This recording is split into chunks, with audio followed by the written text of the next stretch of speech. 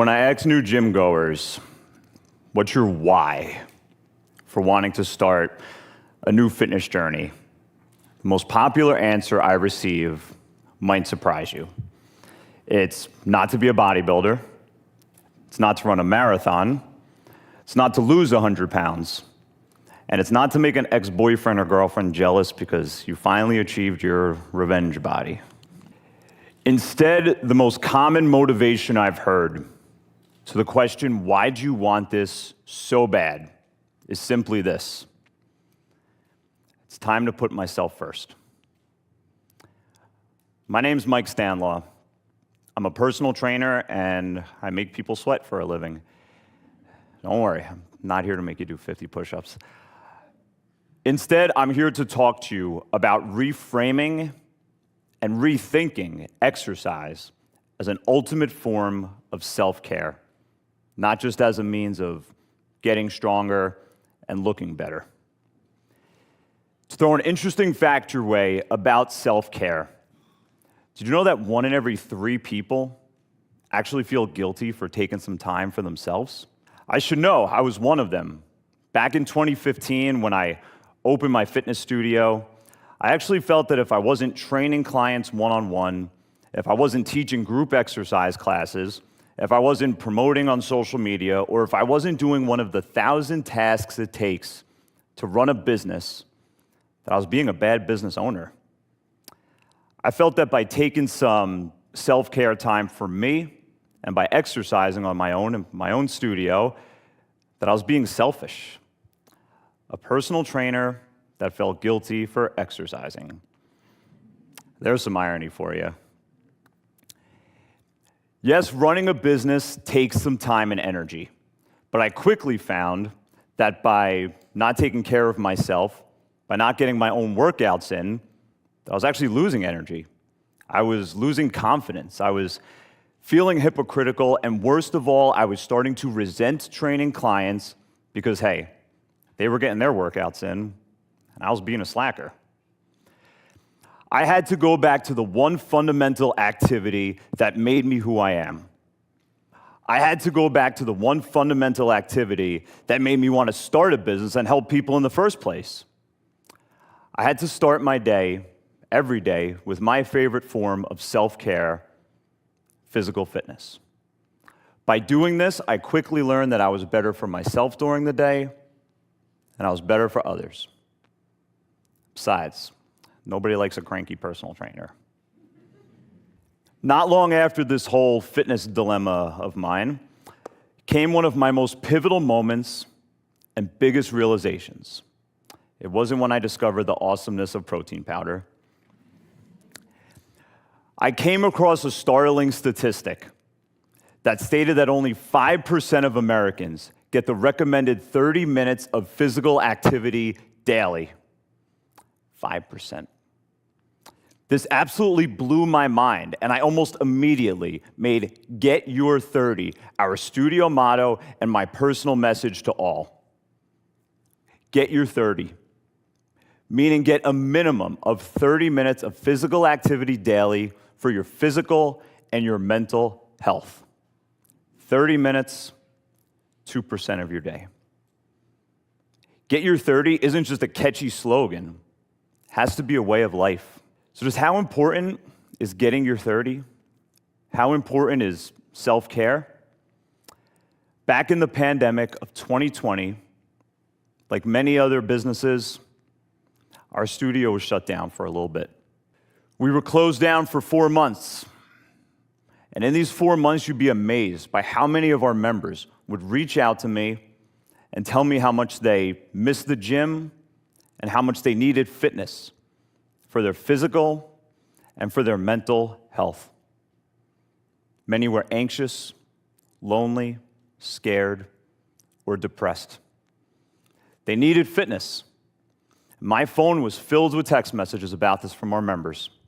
The other text messages were from people I haven't heard from in years asking me to borrow my workout equipment. Hey, point being, people needed fitness. And during this time, there's one particular story that stood out to me the most. A good friend and client of mine named Angela was doing one-on-one FaceTime personal training sessions with me. Now, as you know, training in person, or almost anything in person, was a big no-no at this time. And I spent a lot of time training clients like this. So one particular Saturday morning, 7:00 a.m., Angela and I are getting ready to train. I call her up like I normally would. She answers like normal. Only something was very different about this day. Instead of reaching for her weights like she normally would, Angela simply tells me, "I'm sorry, I can't do this today.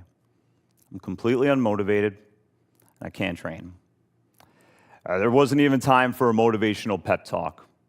We both said goodbye and hung up. I knew that Angela had been slowly going into a downward slope in her fitness and in her mindset over the last few months. But after 8 long years of training together, I was afraid that Angela was going to tell me any day now that she wanted to quit personal training and she wanted to give up on her fitness journey altogether. What had happened? At one point, Angela was a marathon runner who regularly logged 20 to 40 miles per week. At one point, Angela was one of my most energetic and enthusiastic clients who had been at all of our fitness studio events, all of our photo shoots, a woman who at one point had lost 115 pounds. What had happened? And why this downward spiral? As scary as this is going to sound, what happened to Angela can happen to every single person listening. And maybe it has. 60 to 70-hour work weeks had led to extreme stress. Extreme stress had led to bad eating and drinking. Bad eating and drinking had led to further inactivity, overwhelm, and depression. She stated that she was simply surviving the weeks and living for weekends and vacations, which she knew really wasn't living at all. Angela had referred to her eating and drinking as self-medicating, and I'm sure it took the edge off in the moment, but the truth is Angela was slowly but surely killing herself. Her self-control and her self-care had both reached rock bottom. This was a tough time in Angela's life. But what she didn't do is she didn't quit on her personal training. She didn't quit on her fitness journey. Angela and I had a long talk about what we needed to do to pull her out of this dark place and get her back to being her former self again. If this were a Rocky movie, this is where the training montage would cue. The personal trainer makes a Rocky reference. Go figure. But Angela and I got after it. We bumped our training sessions up from 2 times a week to 3 times a week. She started slowly getting back to her running. Angela started sending me food logs via email about what she'd been consuming during the week. She started taking yoga for her flexibility and for her peace of mind. And she started talking to a therapist about ways to better manage her stress that did not involve food and alcohol. Angela had my support. She had her therapist's support. And she had the support of her husband, Paul, whom she refers to as her rock. Little by little, things got better for Angela. It didn't happen overnight, but she started slowly losing weight, and she started regaining her mental clarity. The biggest comeback, though, was in 2021. We held a transformation challenge at our studio. And out of 30 people that participated, Angela took first place. Yes, she won some cool prizes, but more importantly, she had lost 65 pounds. She had regulated her numbers. She had regained her energy and her enthusiasm that she once had. So this was more than just a physical transformation. This was a mindset transformation as well. The old Angela that I knew was back, and this was redemption. If you're still playing the Rocky theme in your head, you're good. You can stop now. You're good. Listen, everyone at one point or another has had a hectic, crazy, stressful day, week, month, or even year. This isn't the introduction to a Friends episode. This is real life. This is your life. Work, bills, commuting, family issues, trying to remember all your internet passwords. You can't simply snap your fingers and make these things disappear. You can't decide in the middle of a traffic jam with a screaming toddler in the back while you're late for an appointment that I think I'm going to take a minute and practice some self-care right now. I'm going to take a break, take a minute, take some time for myself. It doesn't quite work that way. You can't call a timeout in life, but what you can do is you could decide to start your day with some self-care so that you're better equipped to handle these situations as they arise. So what exactly is self-care? What comes to mind? A massage, spa day, relaxing car ride, talking with a therapist, a mani-pedi, my wife's favorite. Or is it the place you can go to nowadays, take a baseball bat and smash all sorts of objects in a room when you're feeling angry and stressed out? Hey, whatever works, right? The World Health Organization defines self-care as what people do for themselves to establish and maintain health and to prevent and deal with illness. Now, there's all different types of self-care: emotional, mental, spiritual self-care. But I personally believe that physical self-care is the absolute best form of self-care you can practice. Now, I know I'm a little biased given my profession and all, but hear me out.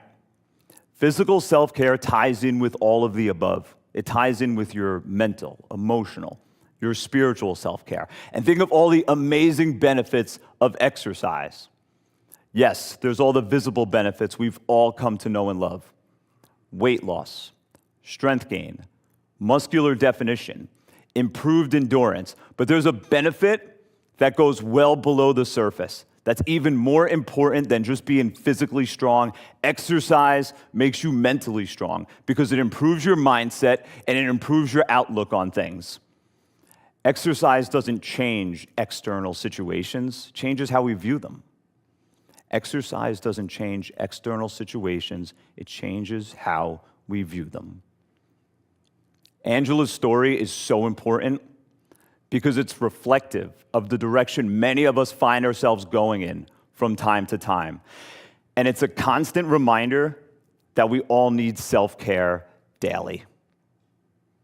Life can change in an instant. If you're not taking care of yourself, you'll be less equipped to handle the twists and turns.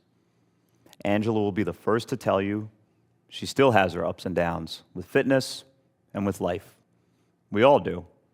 A client asked me one time, wouldn't it be great if fitness results were like a diploma that once you get them, you simply get to keep them? Sadly, it doesn't work that way. Zig Ziglar said it best: motivation doesn't last. Well, neither does bathing. That's why we recommend it daily. You have to work on your self-care every single day. Think about how many of us mindlessly go through the rat race daily, stressed from work deadlines, financial hardships, family obligations, trying to please everyone else, but putting ourselves dead last. And now think about how amazing it would be to start the day on your terms, with your own self-care, so that you run the day instead of hitting the snooze button 13 times and allowing the day to run you. Once you begin the day by getting your 30, once you begin the day with your own self-care, that's one small victory. Your brain will automatically start to think, what can I conquer next?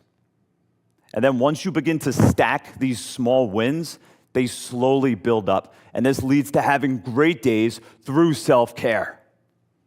Exercise doesn't change external situations, it changes how we view them. I want to challenge you to get your 30 every single day for your own self-care, for your physical and your mental health, and for your loved ones. Thank you so much.